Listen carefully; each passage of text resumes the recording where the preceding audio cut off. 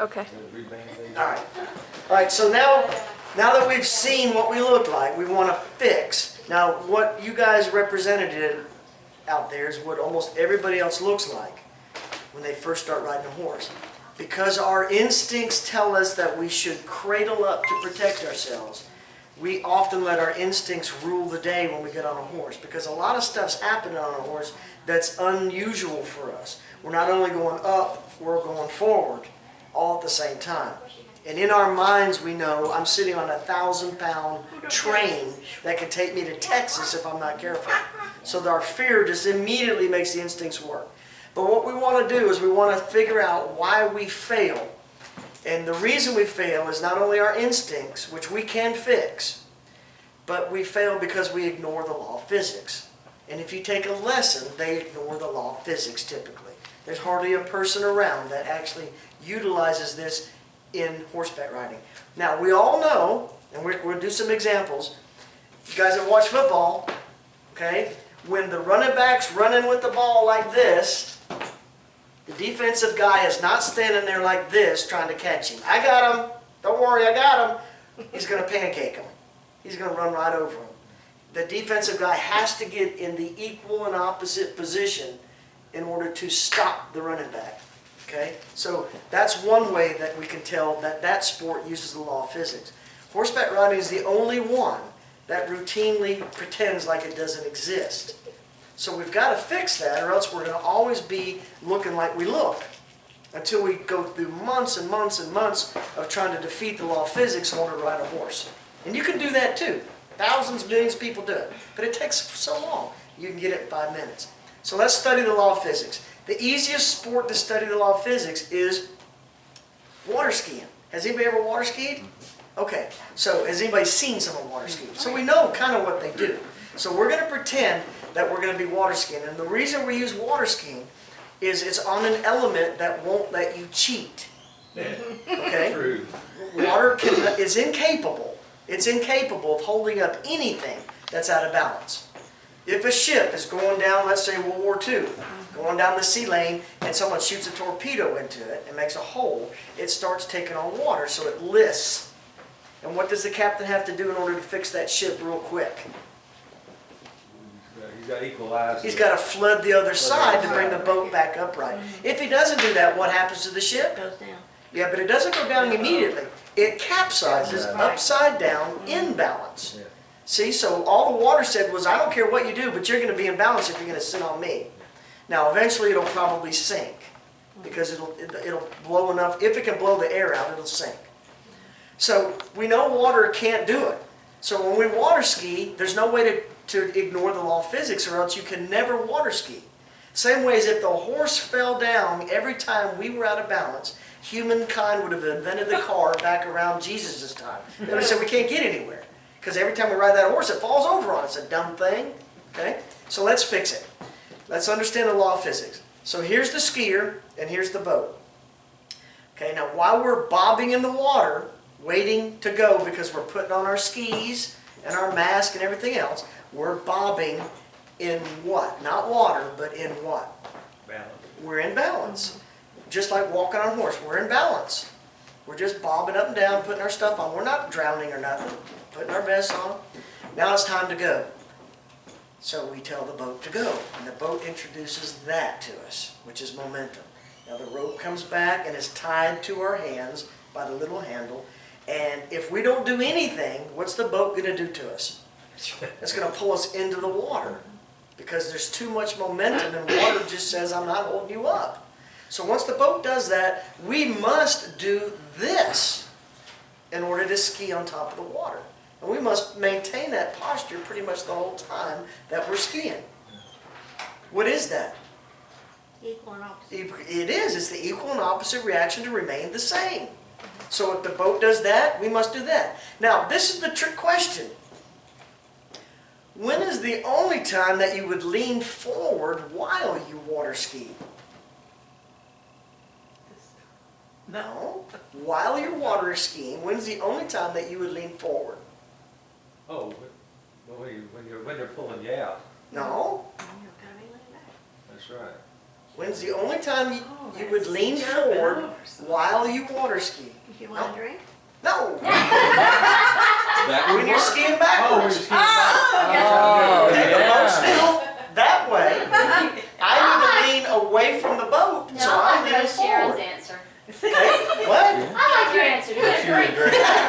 Does this make sense? Yeah. It's a trick question, but it makes sense. It's the only time that you would ski forward. We'll never be skied Forward backwards. to you, Yeah. right? Right. If we mounted the horse backwards, we would all be in balance the very first day we rode. Yeah, yeah. Because our instincts would cradle us up towards the correct direction. All right, now let's jump to horses because this is why we're here. We want to learn how to ride a horse better. Well, we can't ignore the law of physics because I swear to you that the law of physics is involved in everything we do. Okay, even as we age, right? Things start dragging down and wait a minute, can I get that Be careful fixed? now. Right. Well, hey, I'm right there with everybody. I'm no youngster anymore. All right, so let's do the horse. Now, we have to reverse positions though. All right, so here is the horse and here's the rider. Okay, see the skier was behind the boat. Now the skier or the rider is in front of the boat. Now we're more like this because we're actually on top of the boat. But this will still work for the law of physics diagram. All right, now while we're walking, this is why we all look so good. What are we? Balance. We're in balance, yeah, because there's no momentum happening that's going to create the horse or us to feel like something bad's happening. We're in balance. Are you falling asleep, Gene? No, sir. Okay, he's trying to envision. so why? I close my eyes. I didn't know I was that boring. You're not. Don't answer that, honey. Okay, all right. So while we're walking, we're in balance. All right. The problem is when the momentum of the horse picks up. And the next step up is the trot. Now the trot literally is the hardest gait to ride because it is like riding a pogo stick. Okay? It's an up and down choppy beat. Whereas a canter is much more fluid, which is a slow gallop. So while we're walking, we're in balance. Now can you get out of balance on a walk? Yes. No, you're not allowed to answer, honey. Okay. I'm Can gonna you guess yes. Okay. All right, Alan. Just like I thought, you're going to cheat. Okay. Right. All right. So yes, you can. It takes about 30 minutes, and this is how you do it. Same way as when you're trotting, it just takes longer. What happens is people will tend to walk with their feet in the stirrups. And what happens is you typically will go off onto your strong leg side. So if you're right-handed, typically your right leg's stronger. So you start going this way. And you start going, why am I getting out of balance? It's you actually walking that saddle off the horse. Now if you're lefty, you go this way. Because your one leg is stronger than the other. The reason you're doing that is because you think, oh God, I walk every day. I need to be walking when I'm riding something like this. Yeah. So we want to completely try to get that out of our brains. Now, while we're walking, we're in balance, and when the horse starts to trot, this is what's going to happen. The horse is going to go up and forward, because they can't trot backwards. They're incapable. They can walk backwards, sort of, but they cannot trot backwards. They were not built to do that. So up and forward. Now, if we remain here, what kind of skier are we going to be? Horseback rider. I'm winking. Okay? What's going to happen to us if the horse goes up and forward and we do nothing? What's going to happen? We're going to pitch forward. We have to. Yeah. The law of physics is pretty clear. If I'm going to push on you and you're going to do nothing, I'm going to push you forward. That's all there is to it. So when the horse goes up and forward, what should we really do if we're just going to use the law and forget we're on a horse? Lean back. That's correct. See how I'm doing the equal and opposite? To remain the same. That's the simple law of physics. So that's what we need to get in our minds is that even though our brain says I'm safer here, in reality you're not. You're cradled up on the front of the horse. Your toes go down and you end up grabbing things or standing in the stirrups. Now, standing in the stirrups and grabbing the horn is the same as this. Have you guys ever been here ice skating? Oh yeah. Oh yeah. Yeah. He's seen Now, me. who is this? It's most of us, right? That's me. All right, this is not Dorothy Hamill, No, but what am I using for balance? the wall. The wall. I'm not a good skater, and any one of us standing outside looking is going to say, oh, that's a bad skater. But yet, when we watch people grab the horn and use their stirrups on a saddle, we go, oh, they can ride. Now, how is it that in one sport it's okay, and in the other one it's not? Well, honestly, it shouldn't be allowed in our sport either, but people are cheating. We've seen too many movies. I know, because the actors are cheating. Because remember, they're not horse people. If you want to see the horse people ride in movies, watch the stunt guys. Yeah. The guys that aren't named in the picture except at the very end in the small print. They're the riders. The other guys are just Hollywood actors that are hoping to get through and get paid $1 million. The other guy gets $20.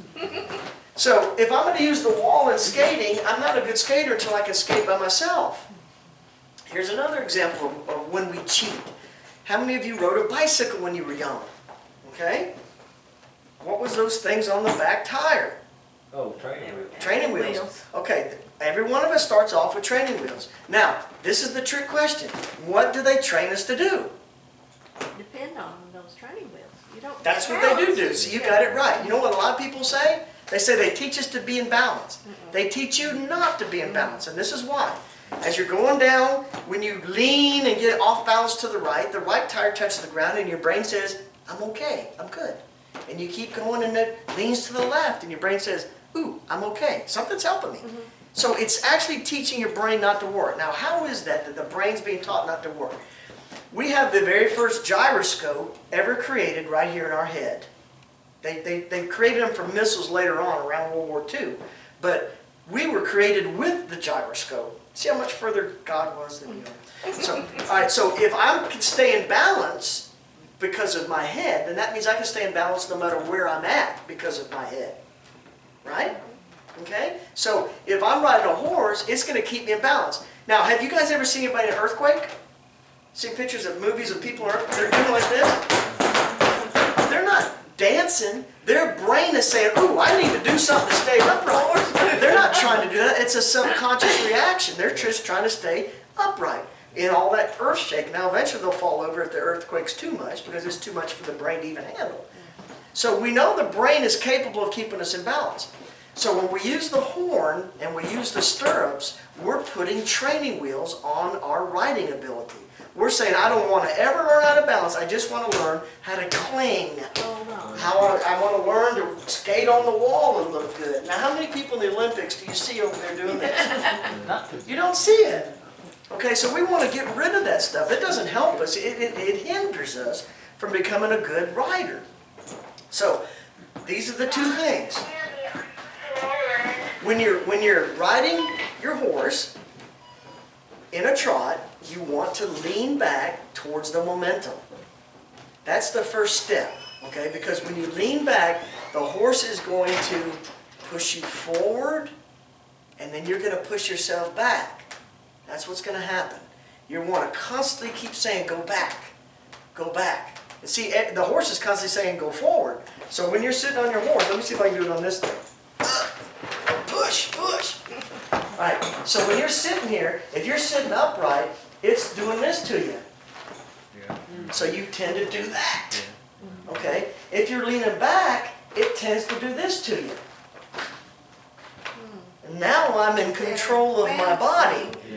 The reason you feel like you're not doing well on the saddle is you are so out of control of your own body, your brain signals panic, just like it does in an earthquake.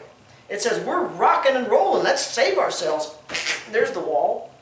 That's what happens. So when you get yourself back to protect yourself from the momentum, it's letting you become in control of your body versus here. See, even right there without the horse, I'm out of balance right there. I can feel it. So why would I want to try to sit here the rest of my life and look good when I really don't look good at all until I spend a year or two trying to make myself look good? When you can be in balance your very first time on a horse because you use the law of physics. If we rode the horse backwards and didn't get taught anything, I would end up doing this. And I would be in perfect balance because this is what would happen. I'd be great first day. The only problem is I won't be able to see where I'm going. So that's the reason it doesn't work so good. But you would be in balance because your own instincts would work in your favor. When you ride a horse, they're working against you to be in balance. Does that make sense? Okay, now we're going to do an experiment. We'll do it with everybody. We're going to let you go first. Okay, now, pretend like you're skiing on the boat. Okay? Okay, that's right. Okay, now turn around. That's what's happening when you ride a horse. See, your brain isn't even ready for that. Even if I would have told you I'm fixing to push on you, the same thing would have happened. Now come back up. We want to practice getting that right. Okay, now the horse is going to be pushing on you. There! See, I can't push you. I can't. I'm struggling to push you forward. So what's happening is you're gaining control of your body. Your brain then signals, peace at last. Okay? All right, come on. All right, this isn't fair that poor Anita had to be the guinea pig. We're skiing. Oh, you need to lean back further than that. Oh, I'm running into the screen. All right, lean back. Okay, that's not, you want to you don't want to crouch. You're not taking off. We're actually skiing. There, much better. Okay, now turn around. Now this is what's happening. Here I come. All right, we don't have time for that right now. I was going to say, I'll tell you later. Okay, all right. So you want to lean back there. See, I can't hardly push you. So the horse is having trouble pushing you too. All right, come on up. That's the best way to learn is to get it physically without the horse.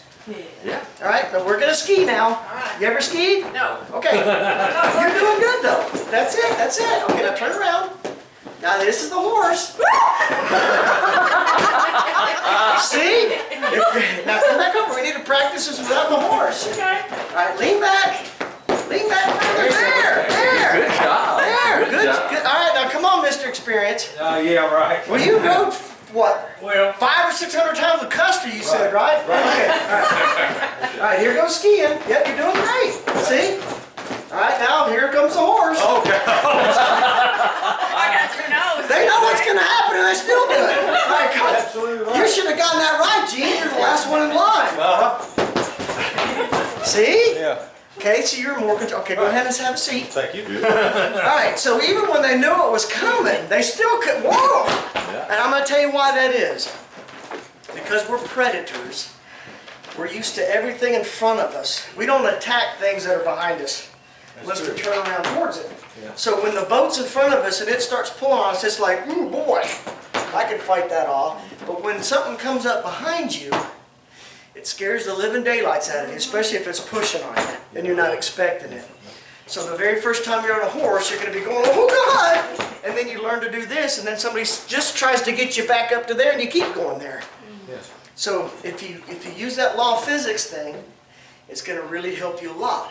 Now this is the second part that fixes your problem, and it fixes your instinctual problem. Most people, when they first ride a horse, sometimes when they're riding a horse 20 years later, their toes are going down. When your toes go down, it releases all of your muscles in your body and allows you, see, I almost fell over the front of the horse. It allows you to go forward. The reason it does is because you don't have any restriction in your body. Now what's taught, unfortunately, is the wrong process. They came up with something in centered riding, which is you have to remain in a plumb bob here, sitting straight up and down. Okay, your heels to your hips, to your shoulders, to your ears. There's one straight line there. No matter what the horse does, like the boat, when it takes off, you just got to pretend like you didn't. They want you to stay there. What happened though is, of course, the people would get stiff and their butts would be flying out of the saddle. So they came up with, how can we fix that? Well, if we teach them to keep their heels down, that'll keep their butt in the saddle. This is the problem with that though, because our body can only interpret what we're hearing. And you can try it right here. Go ahead and get your feet flat. Not flat like that. There. Boy, it's hard to teach some folks. City slickers. All right, now, if you say, or if I say to you, keep your heels down, the first thing your brain typically does, it has to push them. I need to push those things down, because if I'm going to keep them down, there's only one way to keep something down, that's to push on it. And what's happening is, you're tightening up your body. I can feel my thighs and my back and everything involved now. So now when you're riding the horse, you look like this. Because you're stiff. See, they're making it like doubly hard for you to learn how to ride. So you just have to take that thought process and reverse it to get everything you need. Instead of saying keep your heels down, what you want to just say is lift up my toes. Now when you lift up your toes, this is what happens that's the most important thing, other than releasing your stirrups. See, when you lift up your toes, you'll almost not know your stirrups are there. You'll end up riding without them a lot of times because you know you don't need them anymore. You never needed them, but you think you do. But when you lift up your toes, the most important thing that happens is when your toe goes up, it pulls your heel down without pushing, and it pulls your hamstring like a rubber band. Now, while my toes are up, when I try to go forward, right there, I can feel my back pulling. And so now my brain's saying, don't lean forward, dummy, or else let go of your toes. See that? It immediately will let me go. So when I lift up my toes, I'm actually gaining physical control of my body. When my toes are up, I can't really lean forward without pain. So now I'm not going to just let myself go way up here and get out of balance, because it's very difficult to get back in balance. This is what you need to ask yourself. What's easier? To put something back in balance that's out of balance, or to keep something that's in balance in balance? What's easier? Imbalance. Yeah, and this is the way you can look at it. Have you ever had your tires rotated and then they balance them? Yeah. All right, if you have a bad rim, they'll take like sometimes an hour to balance that tire, and the other three took like that because the rim's in balance, so it doesn't take as much effort. When it's out of balance, it takes a lot of effort to get it back in balance because you've got so much momentum flying that you can't do it. So by keeping your toes up, now you feel physically. Now don't do this. Some people think this is what this means. When they keep, because they're so used to using the stirrups, they'll go like this. Because they want their toes up, but they want to keep pressure on those stirrups. Forget it. Let your legs fall down to your side and just lift your toes in place. Don't let them create wings like a jet. Okay? Because part of your legs keep you in balance. Because you're hugging like a grandkid would piggyback on you. They don't have their legs flying off of you. They couldn't hardly hold on with their arms. They've got their legs wrapped around you. Now you don't want to wrap around them like a sausage here, but you don't want to let them go way out here like this. So when they're hanging straight down, you keep your toes up. And now when I lean back, see, I have complete control of my body. It's almost like sitting in a rocking chair. And once you feel that, you still might go forward once or twice, but then you already know, oh God, did I make a mistake going up there? Okay, I need to be back here. If you're not sure where it's at, because some people will do this, I am leaning back. Because they think they went back an inch and they're laying down. The best thing to do is just pretend like you're on a sleep by number bed. Go way back if you have to, if you can't feel it, and then come back up to approximately 1 o'clock on a clock. Okay? Or even like you're skiing. It's almost the same position. And you will become an instantaneously better rider. Just like that. Now why would it not always happen just like that? And I'm going to tell you right now, you guys are in my age bracket, okay? The older you are, the harder it is to get this because your fear levels have increasingly gotten bigger as you got older. Because you know if you fall down, break a hip, or break a leg, it could be months or years, whereas an 18-year-old, 6 weeks are back up running around. So there's more fear involved the older we get. But you can do it, okay? Because I've had people in your age bracket do it. Our age bracket, not just yours. All right, so with the toes up and leaning back, you're going to become a much better rider. Now, this is the other thing that we need to talk about for control. Lots of people will teach you to ride like with one-handed, like Western reining. English will teach you to ride with both reins, but they teach you to ride them with tension on them, like this. All right, this is the trick. Now, Alan, you're the tallest one, so you're gonna make this more dramatic. Okay. Okay. Now, how tall are you? 5'11". You're only 5'11"? Yeah, well, the boots maybe 6. Oh, okay. All right. Well, I'm almost the same height. Yeah. All right. So you're taller than I am. I weigh about 158 or so. I think I measured myself last night. I think you might weigh a little bit more than me because you're taller. About 180. Yeah. Okay. Are you 182? Okay. So you're just well, I'm not 180. You're about 20 pounds. But now we did this last night, but we want to show everybody else how this works. All right, come to me. All right, now turn around. This screen just doesn't like me. All right, now turn around. Now put your hands behind your back. All right, now grasp my thing. I want you to take me to your wife. Okay, go. Whoa, whoa. Okay. Now, was I able to stop you? No, because I'm trying to hold back the entire physicality that you have, and that's impossible. by the law of physics once again. By the law of physics, you have to take away the strength of whatever you're fighting. Okay? All right, so if I'm trying to stop a runaway horse, that ain't going to work what I just did. All right, now we're going to try it again. Go! Go! Go! Go! Is that all you got? That's all I got. Okay. All right, you can go ahead and sit down. So what did we just prove right there? We proved that one rein or one break stops a horse every single time. It may take a couple circles, but when you pull back with both and you're panicking or the horse is panicking, that horse is going to go back to safety whether you're on them or not. That's when you run across interstates and barbed wire fences and marshes and you usually get hurt. So that's what we want you to make sure. When you're controlling your horse, retrain your hands to do this. We, from birth, use both hands, okay? When you get on a horse your very first day, if you're 10 years old, don't even know what a horse is. Someone put you on, you're going to go like this. Woo! Okay? You're born to use both hands. Once again, your instinct is failing you. On a horse, you want to gain control of that 1,000 pounds, and the only way you can do it is to take one rein and pull it and turn their head, which disengages one or the other shoulder. And even if you have to do circles, circles are safer than running straight ahead for miles. So that's the last part you need to know is controlling the horse is just as important as being in balance. Because even if you're in perfect balance, you'll enjoy the ride for a little while. Yeah, man, this is great. But when the interstates come and you want to be able to say, hey, listen, Leroy, we're not crossing over there, we're going in circles. Okay? Because you want to not be able to stop them. All right? Is that to stop them? The circle is to stop them? The circle is your last. Have you ever seen the runaway truck ramp on a mountain road? Yeah. The circle is your last resolve, like that is for a truck. If you start going down the hill on a truck and you shift down and your gear shift breaks and you put on your air brakes and your air blows out, then you use the runaway truck ramp.